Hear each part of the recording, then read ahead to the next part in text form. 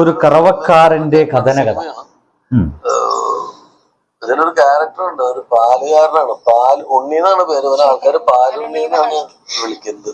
ഇത് നമ്മുടെ കുഞ്ചാക്കോ ബോബന്റെ സിനിമയാണ്. പശുവിനെ കറക്കലും കാര്യങ്ങളൊക്കെ ആയിട്ടുള്ള നീ ഇതുവരെ ചെയ്തിട്ടില്ലാത്തൊരു ലൈനാണ്. പാലുണ്ണി എന്നുള്ള പേര് കേട്ടപ്പോ തന്നെ ചവച്ചോന്ന് ഞാൻ ചെയ്യാം. അങ്ങനെ അതില് നമ്മള് അയാളുടെ ഭയങ്കര ഉദിച്ചു നിൽക്കുന്ന നിറമൊക്കെ കുറച്ച് ലാൽ ജോസ് തന്റെ ഒരു ഗംഭീരമായിട്ടുള്ള സിനിമയെ കുറിച്ചാണ് പറഞ്ഞുകൊണ്ടിരിക്കുന്നത്. ചാക്കോച്ചൻ അതിലേക്ക് അഭിനയിക്കാൻ വന്നതിനെ കുറിച്ചിട്ടൊക്കെ പറയുന്നു. ഒരു പാൽക്കാരൻ പയ്യനായിട്ടാണ് ഈ മനുഷ്യൻ അഭിനയിക്കുന്നത്. എന്റെ സുഹൃത്തുക്കളെ, ഞാൻ ഈ പറയാൻ പോകുന്നത് ഇതൊന്നുമല്ല. വേറൊരു പാൽക്കാരൻ എന്ന പേരിൽ ഒരു പുതിയ ഒരു ഷോർട്ട് ഫിലിംസ്, ഒരു സീരീസ് വരാൻ പോകുന്നുണ്ട്. ഈ അടുത്ത കാലത്ത് നമ്മുടെ സോഷ്യൽ മീഡിയയിൽ സെക്സ് കണ്ടന്റ് ആയിട്ടുള്ള സിനിമകൾ മാത്രം ചെയ്ത സിനിമകളല്ല, ചെറിയ ചെറിയ ഷോർട്ട് വീഡിയോസുകളൊക്കെ ഇട്ടിട്ട് ഒരു ഭാര്യയും ഭർത്താവുമാണ്. വിവാഹം കഴിഞ്ഞ ശേഷം മറ്റു ജോലിക്കൊന്നും പോവാതെ നിരന്തരം ഓരോ ദിവസം ഒരു 3 വീഡിയോ വെച്ചിടുക. എന്ന് വെച്ച് കഴിഞ്ഞാൽ ഒരു 3 പ്രാവശ്യം ലൈംഗികമായിട്ട് ബന്ധപ്പെടുക, അത് വീഡിയോ പകർത്തുക, അത് എടുത്ത് അപ്ലോഡ് ചെയ്യുക, അതിന്റെ ഭാഗമായിട്ട് ആ പൈസ കൊണ്ട് ജീവിക്കുക എന്നതൊക്കെയാണ് ഇവരുടെ ലക്ഷ്യം. സോഷ്യൽ മീഡിയയിൽ ഇനിയിപ്പോൾ അതിന് ലിങ്കം ചോദിച്ചാൽ ആർക്കും വരണ്ട, നിങ്ങൾ എന്നെ എങ്ങനെയൊക്കെ തപ്പിപ്പിടിച്ച സംഗതി കണ്ടെത്തുക. എന്തായാലും അങ്ങനത്തെ സംഗതികളുണ്ട്. ഇത് ഒരു വലിയ എന്താ പറയുക, അത്ര ഒന്നും മാന്യമായിട്ട് ഒരുപക്ഷെ നമ്മുടെ മലയാളികൾ ആരും കാണാത്ത ഒരു സംഭവമാണ്.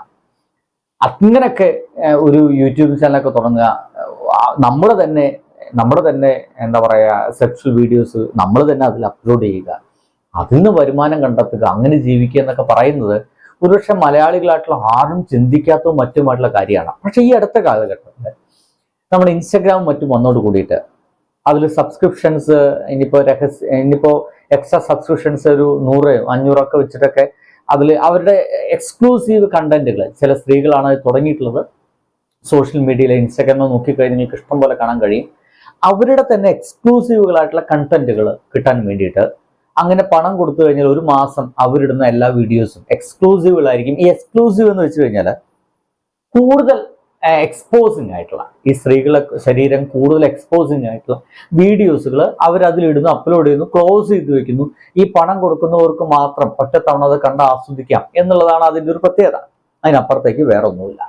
അപ്പൊ അതിനു വേണ്ടിയിട്ട് പണം ചെലവഴിക്കാൻ ആൾക്കാരുണ്ട്. അതിന്റെ ഭാഗമായിട്ട് ലക്ഷങ്ങൾ മാസാമാസം സമ്പാദിക്കുന്ന ആളുകൾ ഉണ്ട്. അത് ഒരു 30 വയസ്സിനും ഒരു 18 വയസ്സിനിടയ്ക്കുള്ള സ്ത്രീകൾ, പെൺകുട്ടികളാണ് അതിൽ ഏറ്റവും കൂടുതൽ ഇത്തരം പ്രോഗ്രാമുകളൊക്കെ ഇറങ്ങിയിട്ടുള്ളത്. ഇങ്ങനെ അത്തരം കണ്ടന്റുകൾ മാത്രം ചെയ്യുന്ന ഒരു ടീം എൻ്റെ പൊന്നു സുഹൃത്തുക്കളെ ഇപ്പോഴത്തെ ഒരു ഷോർട്സ് സീരീസ് ആയിട്ട് വരുന്നു. എന്തായാലും അതിൻ്റെ ഒരു വിശേഷത്തിലേക്കാണ് നിങ്ങളെ കൊണ്ടുപോകുന്നത്. അന്തം വിട്ടു പോകും കണ്ടാൽ. പാൽക്കാരൻ പയ്യൻ എന്നാണ് പേര്.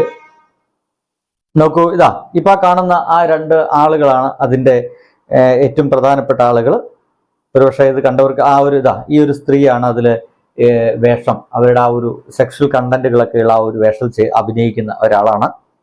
ഇത് വേറെ ഇങ്ങനെ തന്നെ പ്രസിദ്ധമായിട്ടുള്ള, അതായത് കേരളത്തിൽ ഇത്തരം വീഡിയോസുകൾ ചെയ്യുന്ന എല്ലാ ടീമും ഒരുമിച്ച് കൂടിയിട്ടുണ്ട് നടത്താം. മനസ്സിലായില്ലേ? അതിൽ ഒരു വ്യത്യാസവുമില്ല, എല്ലാവരും ഉണ്ട്. എന്ത് ചെയ്യാൻ കഴിയും?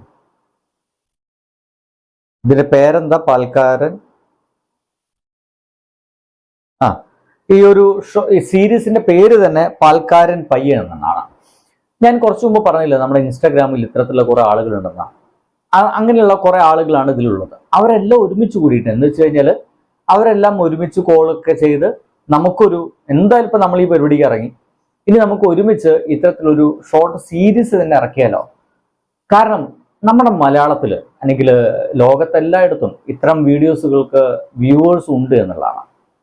സിമ്പിൾ സാധനം പറയുകയാണെങ്കിൽ, കമ്പാരിസൺ എന്ന് വിചാരിക്കേണ്ട. രാഹുൽ മാങ്കൂട്ടത്തിൽ ഈ കേസിൽ വന്നതിന് ശേഷം, ഈ കേസിൽ സ്ത്രീകളുമായി ബന്ധപ്പെട്ട കേസിൽ പെട്ടതിന് ശേഷം ഇൻസ്റ്റാഗ്രാമിലും മറ്റും രാഹുൽ മാങ്കൂട്ടത്തിൻ്റെ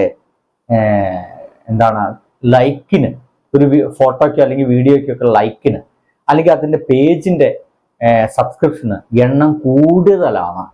എണ്ണം കൂടിപ്പോയി എന്നുള്ള വാർത്ത നിങ്ങൾ മനസ്സിലാക്കണം. കഴിഞ്ഞ ദിവസം ഒരു ഓണാശംസ സദ്യ കിട്ടപ്പോൾ അതിന് ലൈക്ക് അടിക്കുകയും ആശംസ നേരുകയും ചെയ്ത ആളുകളുടെ എണ്ണം വളരെയധികം കൂടുതലാണ്.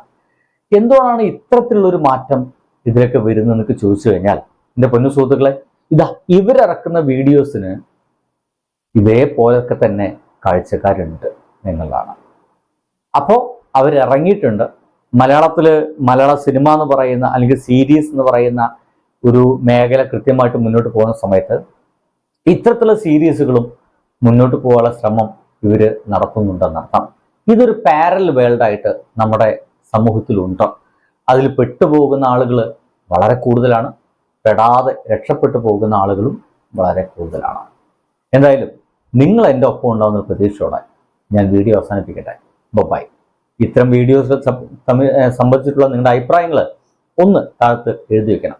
ഇനി അവരെ പരിചയം ഉണ്ടെങ്കിൽ അതും. ബൈ.